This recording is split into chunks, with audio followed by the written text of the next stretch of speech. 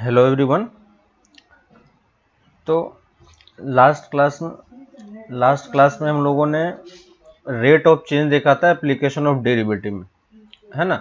तो application of derivative का जो डेफिनेशन था आपको समझ में आ रहा होगा कि d y by d x मतलब क्या होता है, चेंज ऑफ वाई, है ना, change of y with respect to x, है ना। और इसी में अगर d y by D t कर देगा तो इसको डायरेक्टली रेट ऑफ चेंज भी बोल देता है। ठीक है, इसमें किसके रिस्पेक्ट में बताना है वो नहीं बताता है, वो बाय डिफॉल्ट क्या हो जाता है, बाय डिफॉल्ट यहाँ पे वो टाइम के रिस्पेक्ट में होता है रेट ऑफ चेंज, है ना। और बाय डिफॉल्ट यहाँ पे विद रिस्पेक्ट टू टाइम हो जाता है।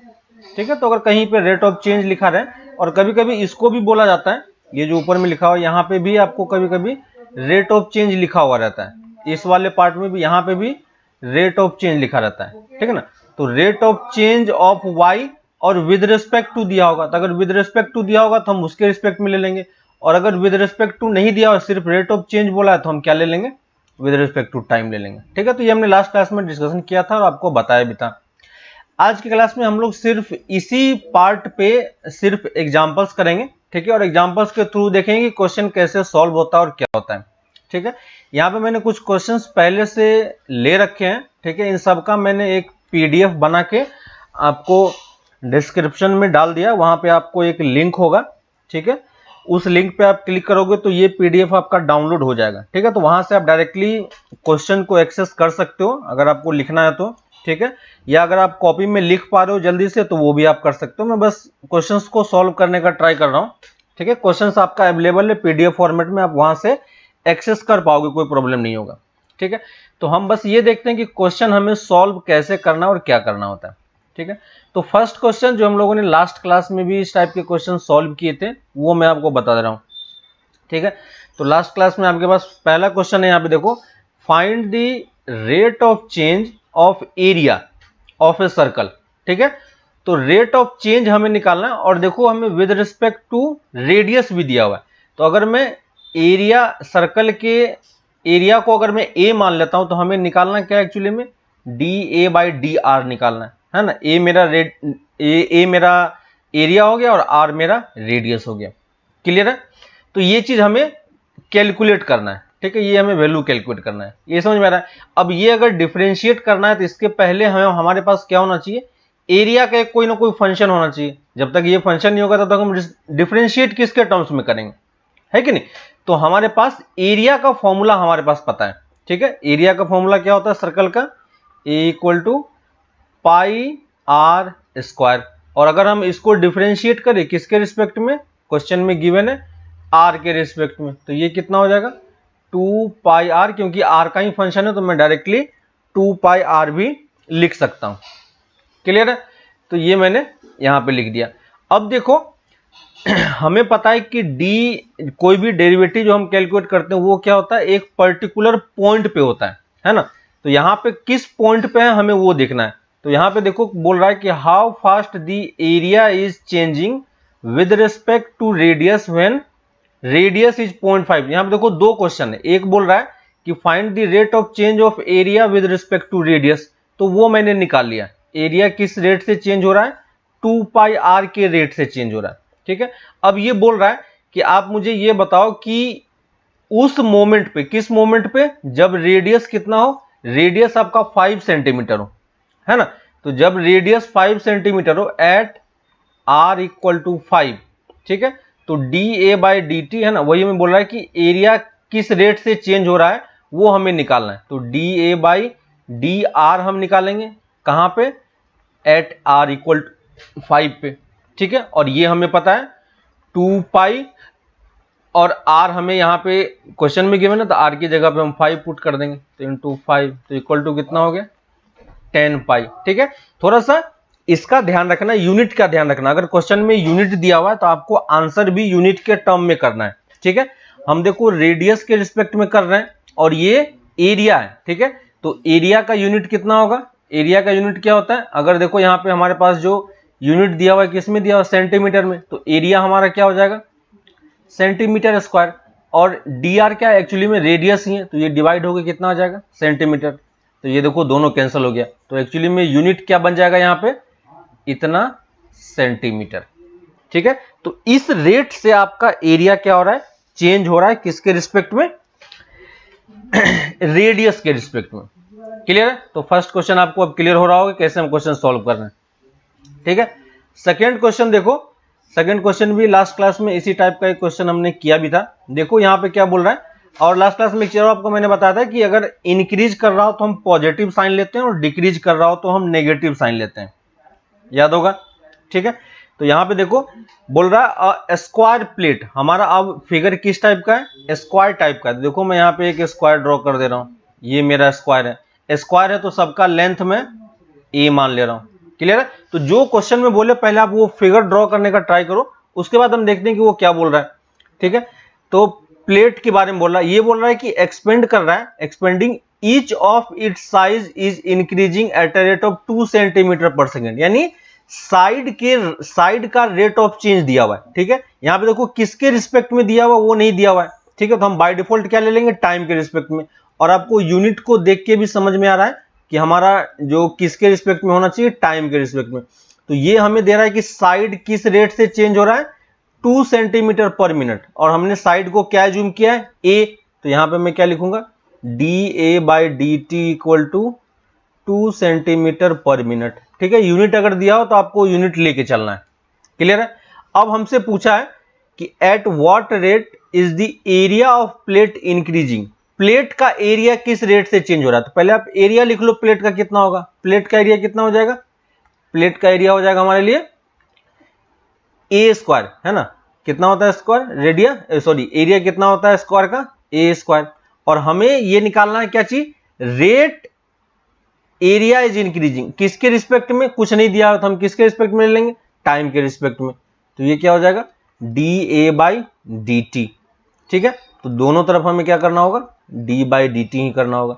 लेकिन देखो ये फंक्शन ए का है और हमें टी के रिस्पेक्ट में डिफरेंशिएट करना है, तो क्या हम कर पाएंगे, नहीं कर पाएंगे। तो हम किसके रिस्पेक्ट में करेंगे, पहले इसको ए के रिस्पेक्ट में करेंगे और D A by D T मैं यूज कर लूंगा। क्लियर है, मैंने क्या किया, चेन रूल मैंने लगा दिया, है ना। तो ये मैंने चेन रूल लगा दिया। अब देखो इसको मैं हटा दे रहा हूं, इसका काम खत्म हो गया। अब देखो ये क्या हो गया, इसका डेरिवेटिव कितना हो जाएगा इस वाले पार्ट का, ट्वाइस ए, है ना। तो ट्वाइस ए और ये D A by D T, और देखो d A by D T की वैल्यू हमारे पास ऑलरेडी पहले से है, कितना है 2, तो पुट कर दो, है ना।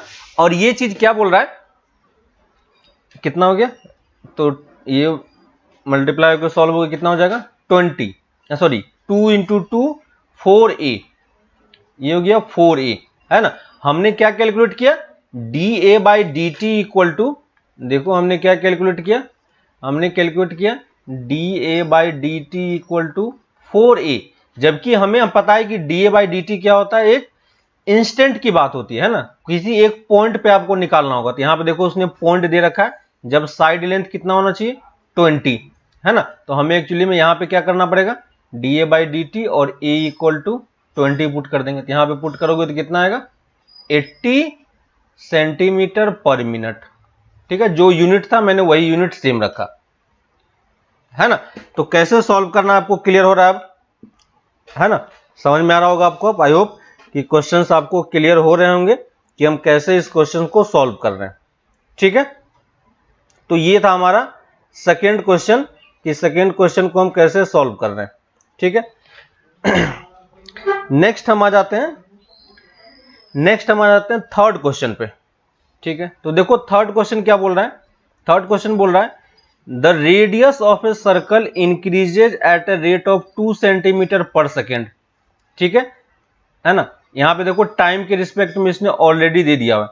तो अगर मैं एक सर्कल मान लूं, ये एक सर्कल है, ठीक है, इसका कुछ ना कुछ एक रेडियस होगा, तो रेडियस को मैं आर बोल रहा हूं, और रेडियस किस रेट से चेंज हो रहा है, D R by D T हमें दिया हुआ है, कितना दिया हुआ है 2 सेंटीमीटर पर सेकेंड। क्लियर है, हमें क्या निकालना है, find the rate at which the area and the circumference increases. यहां पे दो क्वेश्चन है, हमें एक बार एरिया के लिए निकालना है और एक बार हमें सर्कमफेरेंस के लिए निकालना है, दिख रहा है। तो मैं पहले एरिया के लिए निकालता हूं, तो पहले हमें क्या निकालना होगा, एरिया निकालना होगा, और किस पॉइंट पे निकालना है, at a instant when radius is 7 centimetre. ठीक है, तो आपको समझ में आ रहा होगा कि जब r इक्वल टू 7 होगा हमें इस मोमेंट पे रेट ऑफ चेंज निकालना है, किसका, एरिया का। तो मैं पहले एरिया लिख रहा हूं, सर्कल का एरिया कितना होता है, पाई आर स्क्वायर। तो d A by D T time के रिस्पेक्ट में मैं निकालूंगा, है ना, तो ये कितना हो जाएगा, d A by D t into pi are square. फिर से आपको ये समझ में आ रहा है कि मैं डायरेक्टली नहीं कर सकता हूं, तो मुझे क्या करना होगा, चेन रूल लगाना होगा, ठीक है। और यहां से D A by D T की वैल्यू कितनी हो गई, देखो 2 pi are into D are by D T, है कि नहीं। और D are by D T की वैल्यू हमें पता है 2, तो ये वैल्यू यहां पे पुट कर दो, तो कितना हो गया 4 पाई आर। लेकिन हमें D R by D area, rate of change of area किस मोमेंट पे निकालना है, जब रेडियस 7 हो, है ना। तो d A by D t में क्या लिखूंगा, यहां पे देखो d A by D t when r equal to 7, है ना। तो d A by D T हमें पता है इतना, आर की वैल्यू 7 पुट कर दो, तो कितना हो जाएगा 28 पाई, है ना। और क्योंकि एरिया अपॉन टाइम है तो क्या मैं लिख दूंगा, सेंटीमीटर स्क्वायर पर सेकेंड, ठीक है, क्योंकि एरिया का यूनिट क्या हो जाएगा, सेंटीमीटर स्क्वायर, क्योंकि यहां पे देखो सेंटीमीटर में दिया हुआ था, है ना। तो सेम यूनिट हम रख रहे हैं। पेरीमीटर की अगर बात करते हैं तो पेरीमीटर कितना होता है सर्कल का, सर्कल का पेरीमीटर 2 पाई आर, याद होगा आपका कितना होता है 2 पाई आर। तो यहां पे मैं लिख रहा हूं 2 पाई आर, ठीक है। तो पेरीमीटर मैंने लिख दिया 2 पाई आर। हमें इसका रेट ऑफ चेंज निकालना है, किसके रिस्पेक्ट में, टाइम के रिस्पेक्ट में। तो D P by D T की वैल्यू कितनी हो जाएगी, 2 pi D are by D T, ठीक है। और देखो D are by D T आपको ऑलरेडी पता है कितना, 2 सेंटीमीटर, यहाँ पे पुट कर दो, तो ये कितना हो गया। और ये हम किस मोमेंट पे निकाल रहे हैं, d are by D t at r equal to 7, है ना। तो देखो आर इक्वल टू 7 का यहाँ पे कोई रोल नहीं रहा, है नहीं, क्यों, क्योंकि इसमें कहीं आर का कोई टर्म है, रेट ऑफ चेंज का टर्म है ना। तो डीपी बाई डी टी की वैल्यू कितनी हो जाएगी 4 पाई, है ना। और पी का यूनिट क्या होगा, सेंटीमीटर पर सेकेंड। क्लियर हो रहा है, सबको समझ में आया कि मैंने क्या किया, है ना। तो यहां पे देखो इस पर्टिकुलर केस में जो आपका सरकमफेरेंस है वो एक्चुअली में कांस्टेंट रेट से चेंज हो रहा है, ठीक है। इसमें आप r इक्वल टू 7 चेक करो, r इक्वल टू कुछ भी ले लो, 50 ले लो, 100 ले लो, सब जगह पे आपको रेट ऑफ चेंज कितना मिलेगा, इतना ही मिलेगा। तो इस पर्टिकुलर केस में रेट, जो सरकमफेरेंस है वो क्या हो रहा है, एक कांस्टेंट रेट से चेंज हो रहा है। क्लियर है। तो थर्ड क्वेश्चन आपको समझ में आ गया कि हमें क्या करना है, ठीक है। नेक्स्ट हम आते हैं फोर्थ वाले पे। फोर्थ में देखो क्या बोल रहा है, फोर्थ में बोल रहा है कि radius of a soap bubble is increasing at a rate of 0.2 centimetre पर सेकेंड। सोप बबल किस शेप का होगा, सोप बबल किस शेप का होता है, सोप बबल स्फेयर के शेप का होता है, ठीक है। तो स्फेयर मैं यहां पर ड्रॉ नहीं कर पाऊंगा, लेकिन फिर भी मैं आपको इस टाइप से आपको दिखा रहा हूं कि ये मेरा क्या है, सोप बबल है, ठीक है। तो ये मेरा, देखो ये मेरा सोप बबल है, और ये सोप बबल है तो इसका कुछ ना कुछ क्या होगा, रेडियस होगा, है ना। तो ये बोल रहा है कि इसका जो रेडियस है उसका रेट ऑफ चेंज हमें दिया हुआ है, और रेट ऑफ चेंज है तो किसके रिस्पेक्ट में ले लेंगे हम, किसी और के रिस्पेक्ट में नहीं दिया हुआ, तो बाय डिफॉल्ट मेरे लिए ये टाइम के रिस्पेक्ट में हो जाएगा, है ना।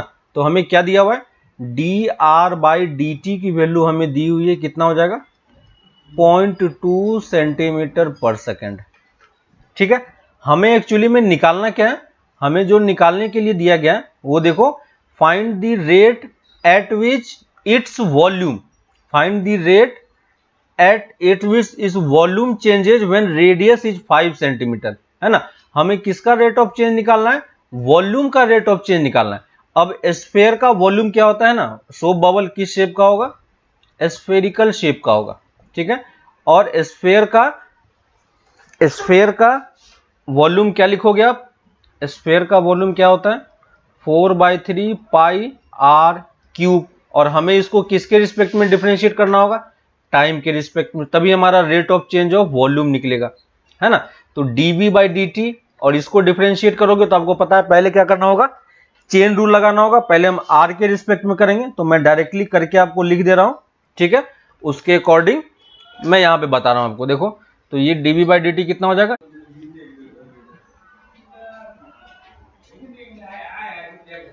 ठीक है। अब यार सही, ठीक है। तो मैं ये बोल रहा था कि यहाँ पे जो हमारे पास रेट ऑफ चेंज है, हमें किसका निकालना है, वॉल्यूम का रेट ऑफ चेंज निकालना है ना। हमें किसका रेट ऑफ चेंज निकालना है, वॉल्यूम का। तो वॉल्यूम का रेट ऑफ चेंज निकालने के लिए मैं क्या करूंगा, dv बाई dt कर देंगे, है ना। और यहाँ पे आपको ये चेन रूल समझ में आ रहा होगा, कैसे हमने चेन रूल लगा के ये dr बाई dt किया, ठीक है। तो पहले मैं इसको रेडियस के रिस्पेक्ट में करूंगा और फिर उसको टाइम के रिस्पेक्ट में हो जाएगा, ठीक है। तो चेन रूल आपको पता है, तो मैं उस डिटेल में नहीं जा रहा हूं, इसलिए आपको बोला था कि आप पहले वो वाला देख लेना एक बार कि डेरिवेटिव कैसे करते हैं, ठीक है। और देखो dr बाई dt की वैल्यू तो हमें पता है ऑलरेडी, है कि नहीं, कितना है 0.2 सेंटीमीटर। तो पुट कर दो यहाँ पे, तो ये कितना हो जाएगा 0.2 इंटू 4 कितना हो जाएगा 0.8 इंटू पाई आर स्क्वायर, कितना हो जाएगा 0.8 पाई आर स्क्वायर। लेकिन हमें किस पॉइंट पे निकालना है, जब रेडियस कितना हो 0.5 सेंटीमीटर हो, ठीक है। तो dv by dt at r equal to 5, तो कितना हो जाएगा 0.8 इंटू पाई इंटू 0.5 का स्क्वायर, क्या हो जाएगा 0.5 का स्क्वायर, ठीक है। अब इसमें से आपको अब कैलकुलेशन करना है, तो कैलकुलेशन आप इजीली कर सकते हो, ठीक है। कैलकुलेशन वाला पार्ट में नहीं कर रहा हूं, तो वो मैं आप पे छोड़ रहा हूं, आप इसको कैलकुलेट कर लेना, तो आपका आंसर क्या आ जाएगा, डायरेक्टली आप यहां से आंसर निकाल पाओगे, सही है ना। तो किसी को कोई डाउट नहीं आ रहा यहां तक, है ना। तो कैसे हम रेट ऑफ चेंज कैलकुलेट कर रहे हैं, ये आपको समझ में आ रहा हो कि रेट ऑफ चेंज को हम डिफरेंट सिचुएशन में, है ना, किस तरीके हैं हम इसको यूज कर पा रहे हैं डायरेक्टली, ठीक है। तो ये मेरा एक पार्ट हो गया, ठीक है। अब देखो मान लो मैं एक दूसरा क्वेश्चन ले रहा हूं, ये 5th क्वेश्चन नंबर देखो, है ना। क्वेश्चन नंबर 5 देखो आप, क्वेश्चन नंबर 5 देखो आप, ठीक है। तो क्वेश्चन नंबर 5 में क्या है हमारे पास, तो क्वेश्चन नंबर 5 में बोल रहा है find the rate of change of total surface area of cylinder, ठीक है। Total surface area of cylinder of radius r and height h, है ना। सरफेस सिलेंडर आपको पता है सिलेंडर किस टाइप का होता है, यहां पे मैं फिगर ड्रॉ कर दे रहा हूं, ये मेरा सिलेंडर हो गया, ठीक है। और इस सिलेंडर का हमें रेडियस गिवन है, ठीक है। इस सिलेंडर का हमें रेडियस गिवन है और इस सिलेंडर का हमें हाइट गिवन है, तो ये मेरा r हो गया और ये मेरा h हो गया, ठीक है। टोटल सरफेस एरिया क्या होता है, इसका साइड वाला एरिया, है ना, आपने 10th में ये सब फॉर्मूला पढ़ा होगा, और ऊपर वाला एक एरिया, ऊपर वाला और नीचे वाला, ठीक है। और किसके रिस्पेक्ट में बोल रहा है, विद रिस्पेक्ट टू रेडियस जब हाइट फिक्स्ड हो, और विद रिस्पेक्ट टू हाइट जब रेडियस फिक्स हो, ठीक है। तो दो क्वेश्चन इसी में, दोनों को सॉल्व करते हैं, लेकिन पहले हमें टोटल सरफेस एरिया तो पता होना चाहिए, है कि नहीं। जब तक हमें टोटल सरफेस एरिया पता नहीं होगा तो कैसे निकालेंगे। तो टोटल सरफेस एरिया देखो, एक तो होता है इसका कर्व्ड सरफेस एरिया, ठीक है। ये साइड से जो इसका ये वाला जो पार्ट है, इसका सरफेस एरिया कितना हो जाएगा, तो देखो यहाँ पे मैं लिख रहा हूँ टोटल सरफेस एरिया को मैं s से डिनोट कर रहा हूँ, तो ये कितना हो जाएगा 2 पाई r इंटू एच, ठीक है, प्लस ऊपर और नीचे का एरिया कितना हो जाएगा पाई आर स्क्वायर, तो कितना हो गया 2 पाई आर स्क्वायर, क्लियर है। तो ये मेरा टोटल सरफेस एरिया का फॉर्मूला हो गया। अब अगर इसमें मैं इसको डिफरेंशिएट करूं, है ना, रेट ऑफ चेंज की बात बोल रहा है, रेट ऑफ चेंज की बात बोल रहा है, और किसके रिस्पेक्ट में, रेडियस के रिस्पेक्ट में। तो जब हम फर्स्ट वाले पार्ट को करेंगे तो हमें फर्स्ट वाले पार्ट में क्या निकालना है, ds बाई डी आर निकालना है, और इसके लिए h को हमें क्या लेना है, कांस्टेंट लेना है, ठीक है। क्वेश्चन में इसने खुद बोल रखा है। तो यहां पे देखो फर्स्ट वाले पार्ट का डेरिवेटिव कितना हो जाएगा, यहाँ पे h तो कांस्टेंट है, तो सिर्फ क्या बच जाएगा 2 पाई h, और यहां से r के रिस्पेक्ट में तो 4 पाई r, क्लियर है। सेकेंड वाले पार्ट में बोल रहा है कि हमें हाइट के रिस्पेक्ट में निकालना है, तो मैं क्या लिखूंगा ds बाई डी एच, और dh बाई ds लिखने के लिए हमें r को क्या मानना है, फिक्स्ड मानना है और कांस्टेंट मानना है। तो r जब कांस्टेंट हो जाएगा आपका, तो बताओ ये वाला पार्ट तो पूरा कांस्टेंट हो गया, तो ये वाला पार्ट क्या दे देगा, 0 दे देगा। यहां से h के रिस्पेक्ट में सिर्फ यही वेरिएबल है, बाकी सारा कांस्टेंट है, तो इसकी वैल्यू कितनी हो जाएगी 2 पाई r, ठीक है। और ये वाला पार्ट है ना, इसका डेरिवेटिव कितना हो जाएगा 1, और ये वाला पार्ट तो प्लस 0 हो गया। क्लियर है ना? तो ये चीज हमें समझ में आना चाहिए। ठीक है, तो यहां पे आपको जो चीज समझ में आनी चाहिए वो ये है कि आपके पास हर एक टाइप के फिगर का सब कुछ पता होना चाहिए। वॉल्यूम कितना होता है, टोटल सरफेस एरिया कितना होता है, ये सब चीजें आप ऑलरेडी पहले कर चुके हो, तो एक बार उस वाले पार्ट को रिवाइज कर लेना आप। ठीक है, नेक्स्ट हम लोग आते हैं क्वेश्चन नंबर 6 पे। ठीक है, इजी क्वेश्चन है, कुछ भी इसमें टफ कहीं से भी कुछ भी क्वेश्चन नहीं आता है, बस आपको अगर सही तरीके से पता है तो आप इजिली निकाल पाओगे। ठीक है, देखो क्वेश्चन दिया हुआ 6 में, a particle moves along the curve, हमें ये दिया हुआ है। ठीक है, तो कर्व को मैं सही तरीके से लिख लूंगा, y इक्वल टू क्या हो जाएगा, x प्लस 2/6, 1/6, तो ये y कितना हो गया, x/6 प्लस यहां पे कितना हो जाएगा, x/6 प्लस 1/3। ठीक है, तो ये मैंने y लिख दिया। अब ये क्या बोल रहा है, find the point on the curve at which y coordinate, है ना, at which y coordinate is changing 8 times as fast the x coordinate, है कि नहीं। यानी y कोऑर्डिनेट का चेंज आप कैसे लिखोगे, है ना, y कोऑर्डिनेट का आप चेंज कैसे लिखोगे, dy/dt, है कि नहीं, और x कोऑर्डिनेट का आप चेंज कैसे लिखोगे, dx/dt। और दोनों में रिलेशन क्या है कि y कोऑर्डिनेट x कोऑर्डिनेट से 8 टाइम्स है। ठीक है, तो यहां पे मैंने 8 लगा दिया।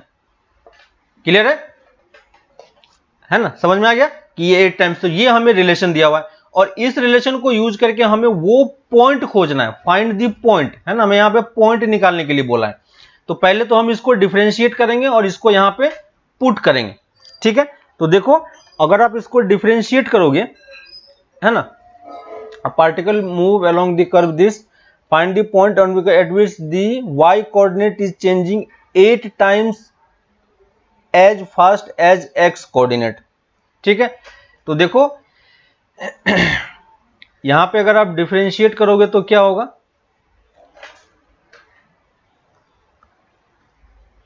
क्वेश्चन नंबर 6 देखो।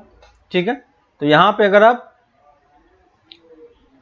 अगर आप ये देखोगे कि मुझे क्वेश्चन को, है ना, हमें रिलेशन निकालना है कि किस रेट से चेंज हो रहा है, यही क्वेश्चन है। ठीक है, तो देखो यहां पे क्या करूंगा मैं, एक मिनट,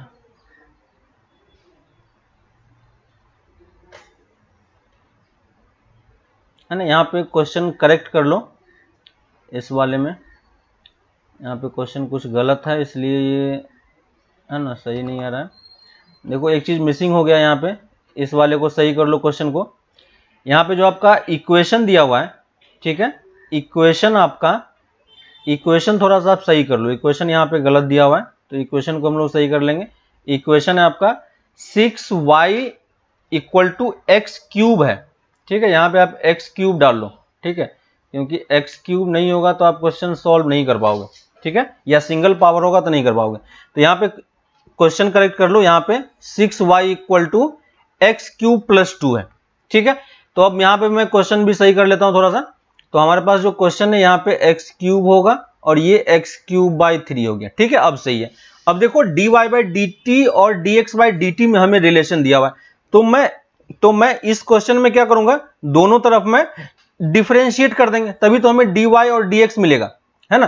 तो दोनों तरफ डिफरेंशिएट करोगे तो देखो क्या आएगा, है ना, यहां पे क्या आ जाएगा, dy by D t equal to, इसमें देखो डिफरेंशिएट करोगे तो हमें चेन रूल लगाना पड़ेगा, पहले x के रिस्पेक्ट में फिर t के रिस्पेक्ट में, है ना। तो ये कितना हो जाएगा, 3x² by 6 into dx by D T. Clear है, और इसका डेरिवेटिव तो 0 हो जाएगा, तो उस वाले पार्ट को मैं नहीं लिख रहा हूं। ठीक है, ये हो गया। अब देखो दोनों के बीच में हमें रिलेशन दिया हुआ है, क्या रिलेशन है, दोनों के बीच में रिलेशन है कि 8 टाइम्स है। ठीक है, तो यहां पे देखो dy बाई dx के जगह पे मैं क्या लिख सकता हूं, 8 टाइम्स, है ना, तो यहां पे मैं लिख रहा हूं 8 times dx by D t equal to 3x² by 6 into dx by D T.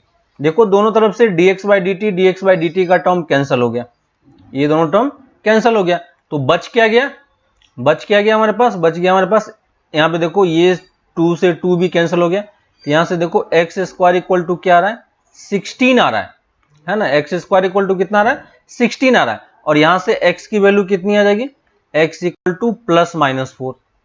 Clear है।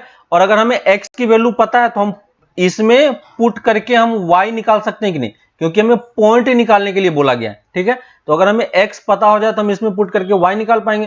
तो देखो x इक्वल टू 4 के लिए y की वैल्यू कितनी होगी, तो y आप कितना लिखोगे, 4 क्यूब कितना हो जाएगा, 64 प्लस 2/6 है ना, तो कितना हो गया 66/6 और ये 11 हो गया। और जब x इक्वल टू -4 होगा तो y की वैल्यू कितनी हो जाएगी, -64 प्लस 2/6 है ना, और यहां से कितना आ जाएगा -66/2, तो कितना हो गया -31/3। ठीक है, तो कौन सा पॉइंट होगा, तो हमारे लिए पॉइंट क्या हो गया 4,11 एंड -4, -31/3। ठीक है, तो यही वो पॉइंट है जहां पे रेट ऑफ चेंज में ये रिलेशन होगा आपके पास। ठीक है, तो ये रिलेशन आपके पास किस पॉइंट पे मिलेगा, इस पॉइंट पे। तो कैसे मैंने पॉइंट फाइंड किया, समझ में आ रहा है क्या, है ना। तो इस टाइप से आपके पास क्वेश्चन आ सकते हैं। ठीक है, बाकी आप एनसीईआरटी बुक में क्वेश्चंस करोगे तो आपको सही तरीके से क्लियर होगा। ठीक है, नेक्स्ट आते हैं क्वेश्चन नंबर 7 पे। क्वेश्चन नंबर 7 में बोल रहा है find the rate of change of curved surface area of right circular cone.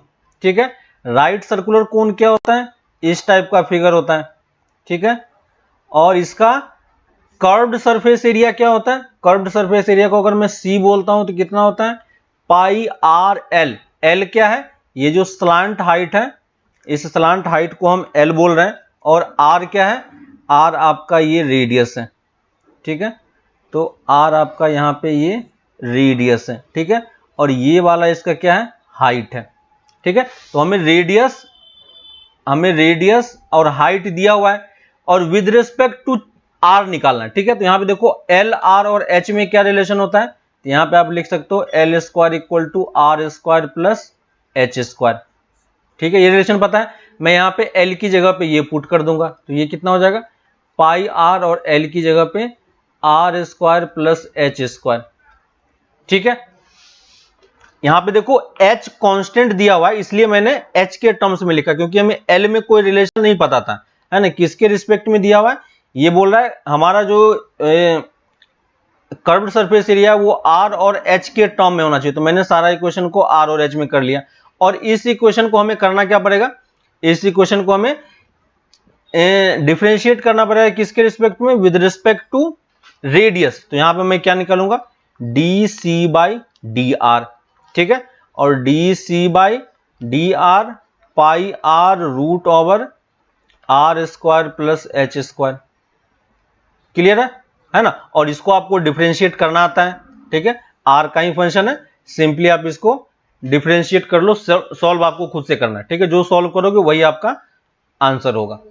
ठीक है, यहां पे देखो हमें dc/dr किसी एक पर्टिकुलर पॉइंट पे निकालना चाहिए था, लेकिन उसने पर्टिकुलर पॉइंट नहीं बोला, उसने बोला है कि सिर्फ मुझे रेट ऑफ चेंज बताओ कितना होगा। ठीक है, तो मैंने सिर्फ रेट ऑफ चेंज निकाल के बता दिया।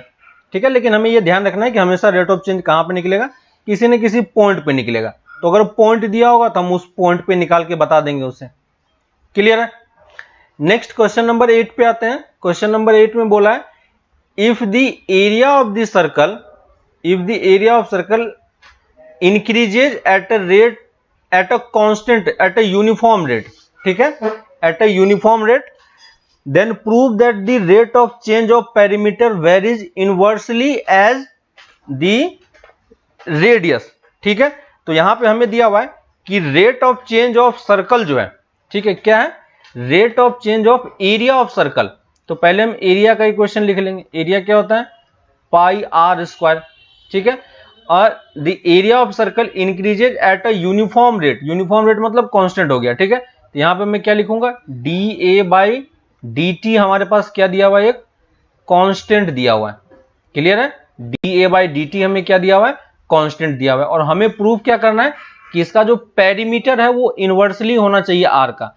तो सर्कल का पेरीमीटर क्या होता है 2πr, है ना, और पेरीमीटर का रेट ऑफ चेंज आप क्या लिखोगे dP/dt equal to 2πdr/r। dt। ठीक है, हमें dr/dt नहीं पता है तो dr/dt निकालना पड़ेगा, तभी आप इसको प्रोपोर्शनल दिखा पाओगे। ठीक है, तो dr/dt हम कहां से निकालेंगे? dr/dt हम इस वाले इक्वेशन से निकालेंगे जहां पे इसने बोला है कि रेट ऑफ चेंज क्या होना चाहिए? कांस्टेंट होना चाहिए। तो हमें इक्वेशन पता है रेट एरिया का, इसको अगर मैं डिफरेंशिएट करूंगा तो कितना आ जाएगा?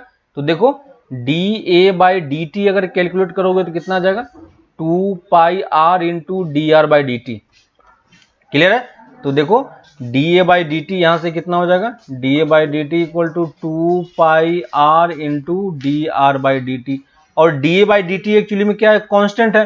तो इस कांस्टेंट को मान लो मैं k के इक्वल मान लेता हूं, कोई भी कांस्टेंट आप मान सकते हो, k मान लिया। तो यहां से देखो dr/dt की वैल्यू कितनी हो गई? dr/dt equal to k upon 2πr। दिख रहा है क्या? dr/dt equal to k upon 2πr। यहां पे dr/dt की जगह पे ये वाली वैल्यू आप पुट कर दो। ठीक है, तो यहां पे जब पुट करोगे तो कितना आएगा? देखो 2π और dr/dt की जगह पे क्या हो जाएगा? k upon 2πr। ठीक है, यहां से देखो 2π कैंसिल हो गया, कैंसिल हो नहीं हो उससे कोई फर्क नहीं पड़ता क्योंकि वो कांस्टेंट ही है। ठीक है, तो देखो बच क्या गया हमारे पास? k/r। तो यहां पे देखो dp/dt हमारे पास क्या आ गया? k upon r। और देखो क्वेश्चन में यही बोल रहा है। ठीक है, तो यहां से आप क्या लिख सकते हो? dp/dt किसके प्रोपोर्शनल होगा? dp/dt is proportional to 1/r। दिख रहा है यहाँ पे r डिनोमिनेटर में है तो ये नीचे में लिखा हुआ है, और नीचे में लिखा हुआ है तो हम यहाँ पे क्या बोल सकते हैं कि ये क्या है? इनवर्सली प्रोपोर्शनल है ना। और किस तरीके से वेरी कर रहा है ना? Perimeter varies inversely to the radius. देखो तो इनवर्सली मतलब क्या हो गया? कि वो डिनोमिनेटर में आना चाहिए। तो यहां पे देखो r ही आ रहा है, आर स्क्वायर भी नहीं है, क्या है? r ही है। अगर r स्क्वायर होगा तो हम ये नहीं बोलेंगे कि वो r के रिस्पेक्ट में। ठीक है, तो यहां पे r ही होना चाहिए क्योंकि इसने रेडियस के रिस्पेक्ट में, बस यही प्रूफ करना था, ये हमने कर दिया। क्लियर है? तो कैसे क्वेश्चन सॉल्व हो रहा है ये आपको अब इजीली समझ में आ रहा है। क्वेश्चन नंबर 10 देखो। क्वेश्चन नंबर 10 में ये बोल रहा है कि हमारे पास एक सिलेंड्रिकल ड्रम है, ठीक है, कंटेनिंग पेट्रोल। तो ये हमारे पास एक सिलेंड्रिकल ड्रम है, तो मैंने एक सिलेंडर बना दिया। ठीक है, ये मैंने सिलेंडर बना दिया और ये बोल रहा है petrol is leaking eight a rate of 10 millilitre पर सेकेंड। ठीक है, if the radius of A drum is 25 centimetre. इसका हमें रेडियस दिया हुआ है 25 सेंटीमीटर। ठीक है, तो ये मेरा रेडियस है r की वैल्यू हमें पता है 25। हाइट हमें दिया हुआ है कितना? 1 मीटर, है ना। तो हम सबको हम क्या करेंगे? सेम यूनिट में ले लेंगे, तो ये कितना हो जाएगा? 100 सेंटीमीटर। ठीक है, तो यूनिट का आप ध्यान रखना। Find the rate at which the level of the petrol is changing when the petrol level is 80 centimetre. Petrol level का मतलब क्या हो गया? है ना, पेट्रोल लेवल का मतलब क्या हो गया? पेट्रोल लेवल का मतलब है कि हाइट की बात कर रहा है वो। ठीक है, और देखो पेट्रोल लीक हो रहा है, तो पेट्रोल लीक होने का मतलब क्या हो गया? देखो यहाँ पे 10 मिलीलीटर पर सेकेंड है ना। इसका मतलब ये क्या चेंज हो रहा है? वॉल्यूम का चेंज हो रहा है ना। मिलीलीटर और लीटर किसका वॉल्यूम, किसका यूनिट होता है? वॉल्यूम का। ठीक है, तो यहाँ पे हमें वॉल्यूम दिया हुआ है, और वॉल्यूम किसका होगा? यानी ये जो रेट ऑफ चेंज है, ये किसका रेट ऑफ चेंज है? वॉल्यूम का। तो dv/dt हम क्या लिख देंगे? 10। क्लियर है ना। और मिलीलीटर इसको आप सेंटीमीटर क्यूब भी लिख सकते हो, आपको समझ में आ रहा है। ठीक है, तो ये मेरा dv/dt की वैल्यू दी हुई है। और सिलेंडर का वॉल्यूम क्या होता है? πr² into h। ठीक है, हमें किसका रेट ऑफ चेंज निकालना है? किसका रेट ऑफ चेंज निकालना है? हमें बोला है पेट्रोल इज चेंजिंग, है ना, लेवल ऑफ द पेट्रोल, यानी हाइट का रेट ऑफ चेंज निकालना है जब पेट्रोल लेवल कितना हो? 80 सेंटीमीटर हो। देखो इसका रेडियस तो कांस्टेंट है। क्या अगर इसमें अगर पेट्रोल भरा हुआ है, सोचो आप, और अगर पेट्रोल कहीं से लीक हो रहा है तो क्या रेडियस पे कोई फर्क पड़ेगा? कोई फर्क नहीं पड़ेगा। तो रेडियस तो हमें पता है कितना? 25। तो यहाँ पे डायरेक्टली आप 25 पुट ही कर दो पहले। तो ये कितना हो गया? 625 पाई इंटू एच। ठीक है, और dv/dt की वैल्यू किसके इक्वल हो जाएगी? 625 पाई इंटू dh/dt। क्लियर है? ये मैंने पुट कर दिया। और देखो dv/dt की वैल्यू भी हमें पता है कितनी है? 10। तो यहाँ पे 10 पुट कर दिया, 625 pi into D h by D T. ठीक है, तो यहां से अब D h by D T, यही हमें रेट ऑफ चेंज हमें निकालने के लिए बोला है। ठीक है, तो ये मैंने रेट ऑफ चेंज यहां पे लिख दिया। तो ये कितना हो जाएगा, d h by D t equal to 10/625 pi. ठीक है, इसको सॉल्व कर लो। आप आंसर को पाई के टर्म्स में भी छोड़ सकते हो, कोई दिक्कत नहीं है। ठीक है, और अब पाई की वैल्यू आप पुट करके भी आंसर निकाल सकते हो, कोई प्रॉब्लम नहीं है। ठीक है, तो ये चीज आप देख लेना थोड़ा सा कि कैसे यूनिट का ध्यान हमें रखना है ना, यूनिट के हिसाब से हमें चलना होता है। नेक्स्ट क्वेश्चन है, नेक्स्ट क्वेश्चन देखो, यहां पे हमें दिया हुआ है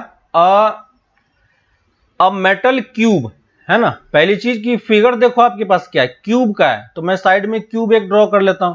ठीक है, क्यूब होगा तो सबका साइड क्या होगा, सबका सेम साइड होगा, है ना।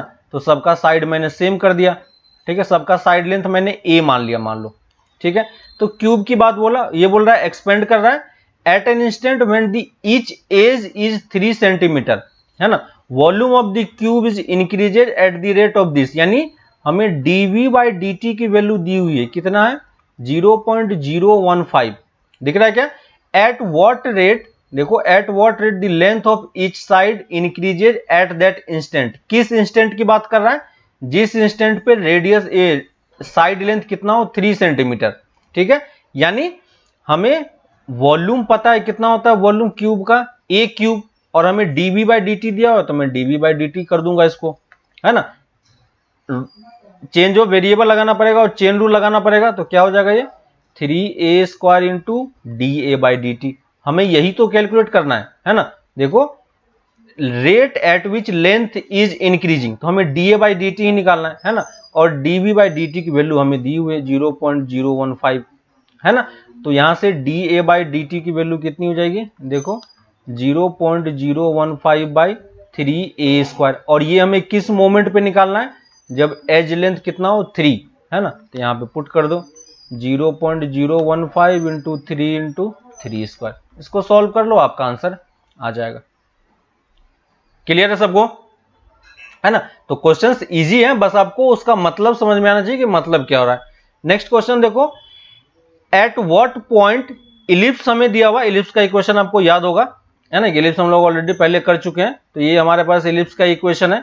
ये बोल रहा है कि at what point ellipse this does the ordinate decreases at the same rate at which abscissa increases. ठीक है, तो यहां पे हमारे पास रिलेशन क्या दिया है कि ऑर्डिनेट मतलब क्या होता है y और एब्सिसा मतलब x, समझ में आ रहा होगा, याद होगा आपको, है ना। तो rate of change of y क्या होगा, dy by D t equal to, ये क्या होना चाहिए dx बाई डी टी के इक्वल होना चाहिए, लेकिन ये क्या बोल रहा है dy by D t decrease कर रहा है, तो मैं यहां पे क्या साइन लगा दूंगा, माइनस साइन लगा देंगे। क्लियर है, यहां पे मैंने क्या किया, माइनस साइन यूज कर लिया। क्यों यूज किया माइनस साइन, क्योंकि हमें यहां पे इसने बोला कि वो डिक्रीज कर रहा है। ठीक है, तो डिक्रीज कर रहा है तो मैंने माइनस साइन यूज कर दिया। अब देखो हमें dy बाई और dx में रिलेशन कहां से निकलेगा, दूसरा रिलेशन निकलेगा इस वाले इक्वेशन से। ठीक है, हमें इस इक्वेशन को अगर मैं डिफरेंशिएट करूंगा दोनों तरफ, किसके रिस्पेक्ट में, टाइम के रिस्पेक्ट में, किसके रिस्पेक्ट में डिफरेंशिएट करेंगे, टाइम के रिस्पेक्ट में। तो अगर मैं d बाई डी टी दोनों तरफ कर दूं, d बाई डी टी, तो राइट हैंड साइड तो जीरो हो जाएगा क्योंकि ये कांस्टेंट है। यहां पे आपको क्या दे देगा, चेन रूल लगाओगे तो 32x dx by D T, है ना, dx बाई डी टी, और यहां से क्या हो जाएगा plus 18y dy by D T, और ये इक्वल टू क्या होना चाहिए 0, है ना।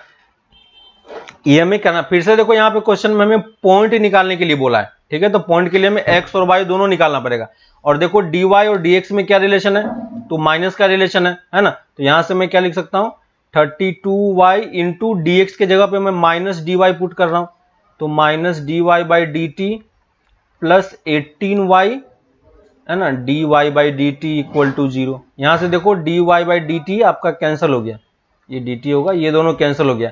यहां से एक रिलेशन क्या आ गया आपके पास 18y इक्वल टू 32x, है ना, 18y इक्वल टू 32x, और इसको सॉल्व कर सकते थोड़ा सा, ये 9y और ये कितना दे देगा 16, है ना। तो यहां से देखो y equal to 16 by 9x, तो हमारे पास एक रिलेशन ये आ गया। क्लियर है। अब हम पॉइंट कैसे निकालेंगे? पॉइंट निकालने के लिए हमें एक्स और वाई दोनों निकालना पड़ेगा, है ना। तो हमारे पास ये इक्वेशन तो ऑलरेडी हमें पहले गिवन था। इस वाले इक्वेशन में अगर मैं y की वैल्यू पुट कर देता हूं यहां से, ठीक है, यहां से आप y की वैल्यू इसमें पुट कर दोगे तो पूरा इक्वेशन x में फॉर्म हो जाएगा।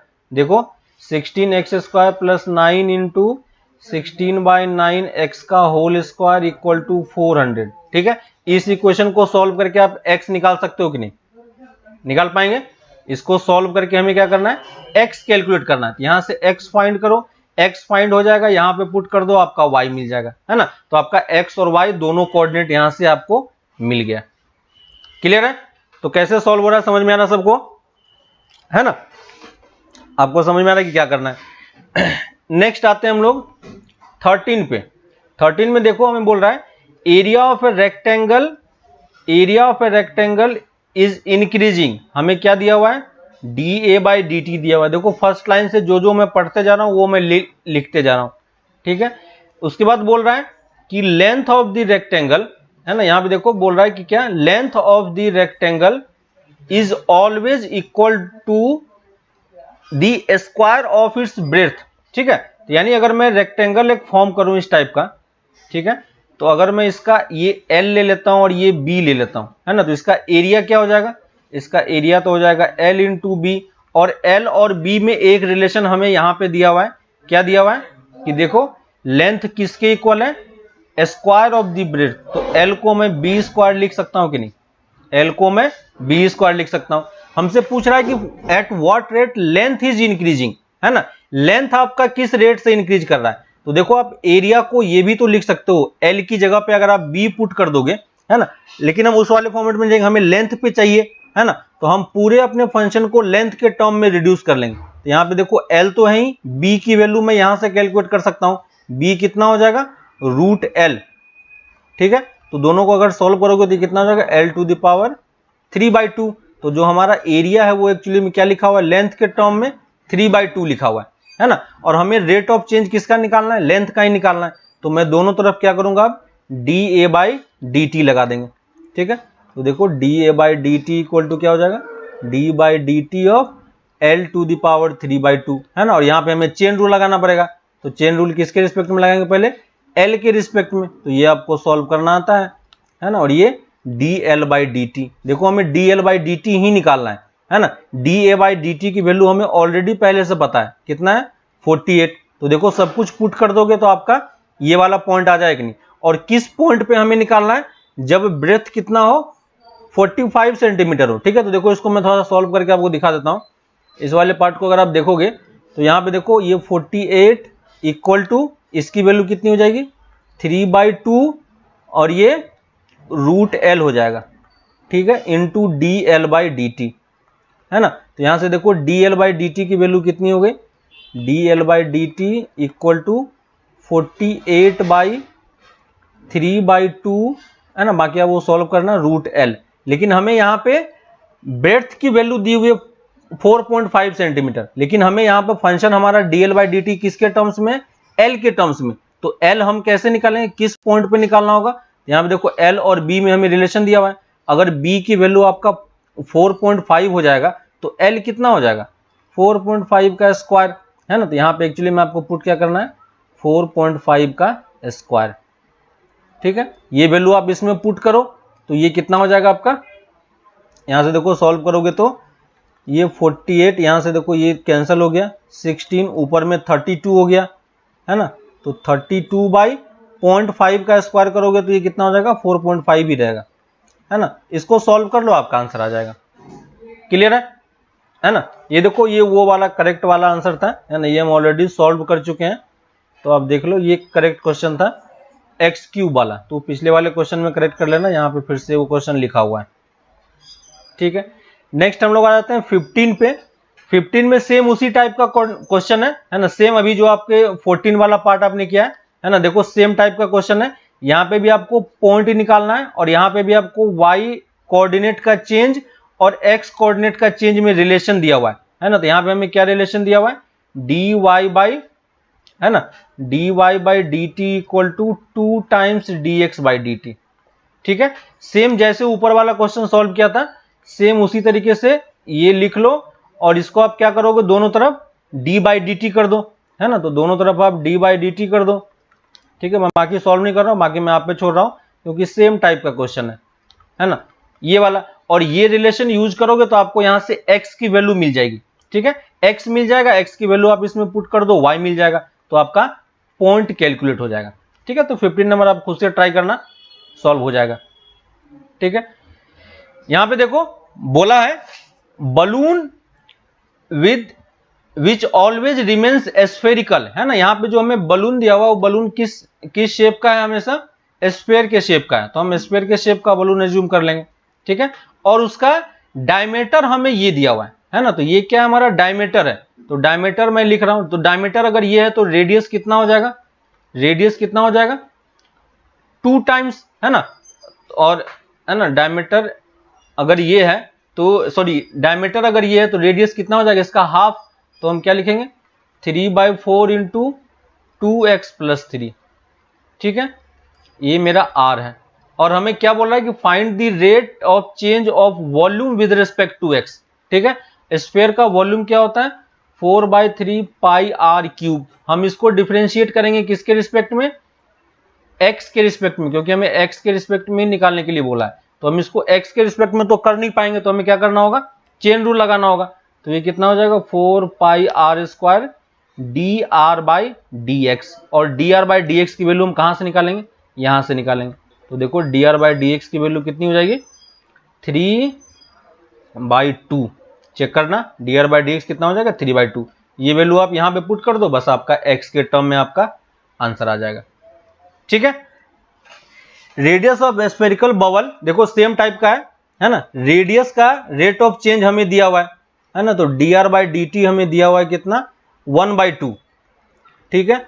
हमें किसका रेट ऑफ चेंज निकालना है, वॉल्यूम का। ये तो इजी है। और कहां पे निकालना है, जब रेडियस आपका 1 सेंटीमीटर हो। तो आपको स्फीयर का वॉल्यूम पता है 4/3 पाई r क्यूब। हमें कैलकुलेट क्या करना है एक्चुअली में, dv/dt इक्वल टू कितना हो जाएगा 4 पाई r स्क्वायर dr/dt, है ना। और ये वैल्यू हमें कहां पे कैलकुलेट करना है, जब r आपका 1 हो। तो इसमें dr/dt की वैल्यू यहां से पुट कर दो और r की वैल्यू 1 पुट कर दो, आपका आंसर आ जाएगा, है ना। तो इजी है, कोई प्रॉब्लम नहीं होगा।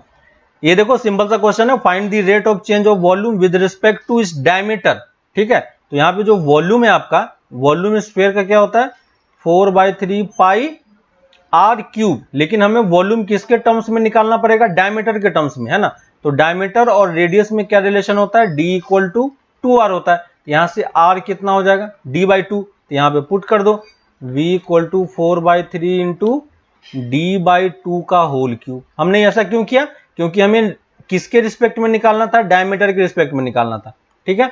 तो अब मुझे क्या कैलकुलेट करना पड़ेगा, dv/d ऑफ d, है ना। डायमीटर को आप कुछ और ले लो वेरिएबल, क्योंकि यहाँ पे देखो सेम चीज है ना। यहाँ पे मैं t ले रहा हूँ, ठीक है, क्योंकि d ऑलरेडी यूज हो चुका है। तो इसको आप, है ना, तो यहाँ पे मैं डायमीटर को t लिख रहा हूँ, ठीक है। तो t हमारा क्या है, डायमीटर है, ताकि आप डिफरेंशिएट कर पाओगे, क्योंकि ऑलरेडी d हमारा यूज हुआ। तो हमें किसके रिस्पेक्ट में कैलकुलेट करना है, d/dt कैलकुलेट करना है, ठीक है। तो इजी है, ये कर पाओगे, कोई प्रॉब्लम नहीं होगा इसमें, ठीक है। देखो a man 2 metre high walks at a rate of uniform rate of 6 metre per minute, ठीक है, फ्रॉम अ लैंप पोस्ट। एक लैंप पोस्ट है जिसका हाइट 5 मीटर का है ना। तो ये लैंप पोस्ट है हमारा, ये 5 मीटर का है। और एक आदमी है जिसका हाइट 2 मीटर का है, ठीक है। ये क्या है, ये 2 मीटर हाइट का है। और ये इसके तरफ किस रेट से बढ़ रहा है, इस रेट इसके तरफ ये बढ़ रहा है 6 मीटर पर सेकंड से, है ना। 6 मीटर पर सेकंड से हमें क्या बोल रहा है, find the rate at which इस शैडो इंक्रीजेज, ठीक है। शैडो इंक्रीज कैसे होगा, ठीक है।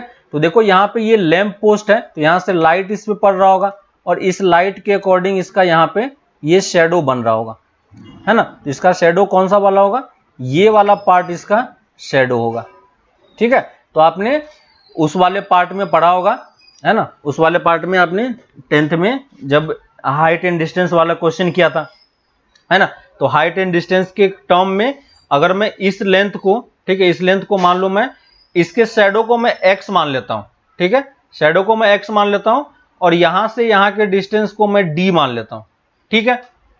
तो देखो हमें किसका रेट ऑफ चेंज हमें दिया हुआ है, ठीक है। यहां पे अगर आप ध्यान दोगे तो यहां पे देखो यूनिफॉर्म रेट से बढ़ रहा है, किस तरफ बढ़ रहा है, यानी कौन सा वाला डिस्टेंस बढ़ रहा है, ये d वाला डिस्टेंस हो रहा है ना। तो हमें एक्चुअली में इसको y मान लो अभी के लिए, है ना। तो हमें क्या दिया हुआ है, dy बाई dt दिया हुआ है और dy बाई dt कितना है, 6 मीटर पर मिनट, ठीक है। अब यहां पे देखो y आपका क्या हो रहा है, डिक्रीज हो रहा है, तो यहां पे मैं dy बाई dt को माइनस ले लूंगा। हमें एक्चुअली में निकालना क्या है, dx बाई dt निकालना है ना। हमें क्या निकालना है, dx बाई dt निकालना है। तो इसके लिए हमें x y में रिलेशन पता होना चाहिए। ये देखो ये एंगल अगर थीटा है ना, ये एंगल अगर थीटा है तो देखो आप इसमें रिलेशन निकाल सकते हो, ठीक है। सिमिलर ट्रायंगल है तो मैं क्या लिख पाऊंगा, x by x plus y, है ना, ये लेंथ अपॉन ये लेंथ, दो ट्रायंगल का डिवाइडेड बाई 2/5, है ना। तो यहां से देखो रिलेशन क्या हो गया, 5x equal to 2x plus 2y, और इसको सॉल्व करोगे तो कितना आ गया, 3x, है ना, 3x इक्वल टू 2y, है ना।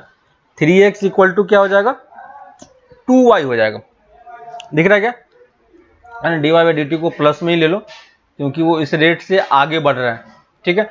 तो ये देखो ये dx बाई dt कितना आ गया, 3, और यहां से x कितना हो गया, 2/3 इंटू वाई। बस इसको डिफ्रेंशिएट कर दो, dx by dt equal to 2/3 into dy by dt, ठीक है। dy बाई dt की वैल्यू यहाँ पे पुट कर दो, आपका आंसर आ जाएगा, ठीक है। Length of rectangle is x, है ना, इंक्रीजेड डिक्रीजेड, ये वाला क्वेश्चन हम लोगों ने लास्ट क्लास में किया था, ठीक है। तो ये क्वेश्चन क्लास में आपका सॉल्व हुआ है प्रीवियस क्लास में, ठीक है। देखो सेम क्वेश्चन था, ये हमने एग्जांपल में लिया था वहां पे, तो आपको बताया था, क्वेश्चन देख लेना आप लोग, ठीक है। नेक्स्ट हम लोग आते हैं इस क्वेश्चन पे, सर्कुलर डिस्क, है ना। यहाँ पे क्या हमारे पास डिस्क है, डिस्क क्या होता है, सर्कल ही होता है लेकिन ये सॉलिड होता है ना। जैसे प्लेट होता है वो क्या होता है, डिस्क होता है ना। रेडियस 3 सेंटीमीटर इज हीटेड, इसका रेडियस है 3 सेंटीमीटर है। ड्यू टू एक्सपेंशन इस radius increases with dr by dt हमें दिया हुआ है, देखो इंक्रीजेज कितना है, 0.05। Find the rate at which it area is increases, है ना। फिर से वही चीज है, एरिया क्या हो जाएगा, पाई आर स्क्वायर। हमें क्या निकालना है, da बाई dt, किस पॉइंट पे, जब r की वैल्यू 3.2, ठीक है। कैलकुलेट कर पाओगे आप, इजी है ना, देख लेना आप एक बार। Volume of a cube is increases at a constant rate, देखो ये वाला क्वेश्चन जस्ट अभी ऊपर में किया था हमने, सेम टाइप का। तो dv बाई dt को हम क्या लिख देंगे, एक कांस्टेंट k मान लिया। हमें प्रूव करना है surface area varies inversely to the length of the side, देखो सेम क्वेश्चन है जो हमने वहां पे किया था, है ना, क्यूब वाला ही है ना। तो वॉल्यूम ऑफ क्यूब हमें पता होता है, a क्यूब होता है, ठीक है। तो dv by dt equal to कितना हो जाएगा, 3a square da by dt, है ना। और हमें किसका देखना है, सरफेस एरिया का देखना है। तो सरफेस एरिया क्या होता है, 6a स्क्वायर। तो ds बाई dt जब लिखोगे तो कितना हो जाएगा, 12a into da by dt, है ना। और da बाई dt ये देखो ये कांस्टेंट है, तो da बाई dt की वैल्यू कितनी हो जाएगी, ds by dt equal to 12a into da by dt कितना हो जाएगा, k बाई 3a स्क्वायर, है ना। यहां से देखो a से a कैंसिल हो गया, बाकी सारा टर्म आपका कांस्टेंट है ना। तो यहां से ds बाई dt में क्या लिख सकता हूं, इनवर्सली प्रोपोर्शनल टू a। हम यही प्रूव करने के लिए, सेम क्वेश्चन है जैसे ऊपर हमने किया था, है ना। तो इस तरीके से आप डिफरेंट टाइप्स के क्वेश्चन आप देख सकते हो कि कैसे हमें सॉल्व करना होता है, ठीक है। मैं कुछ फॉर्मूले लिख देता हूं, आप उस फॉर्मूले को याद रखना, है ना, क्योंकि वो आपको काफी जगह पे यूज होगा। जैसे स्फीयर का, ठीक है, स्फीयर का, है ना। यहां पे मैं कुछ फिगर लिख देता हूं, आपको देख लो।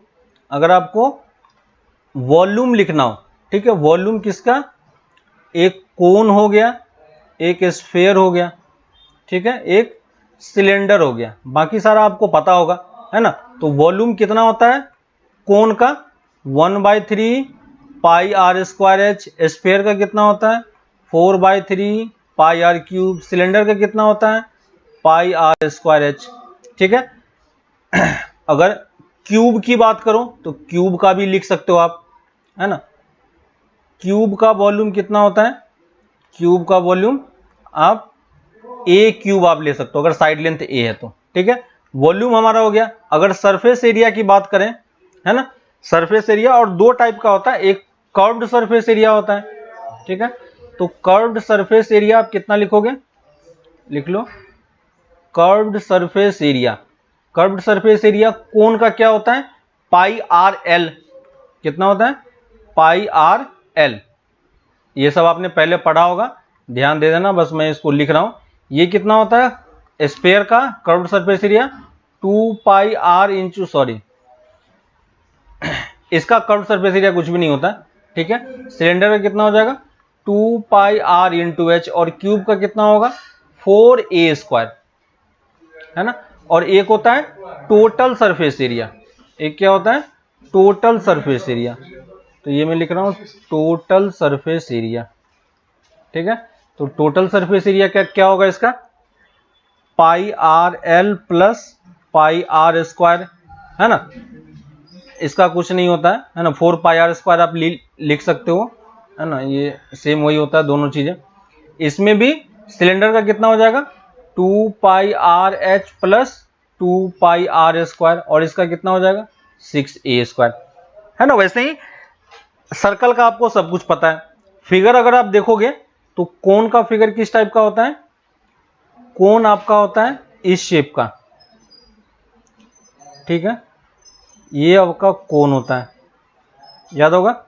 ये वाला इसका क्या कहलाता है रेडियस, ये वाला इसका क्या कहलाता है एल, और ये वाला क्या कहलाता है एच।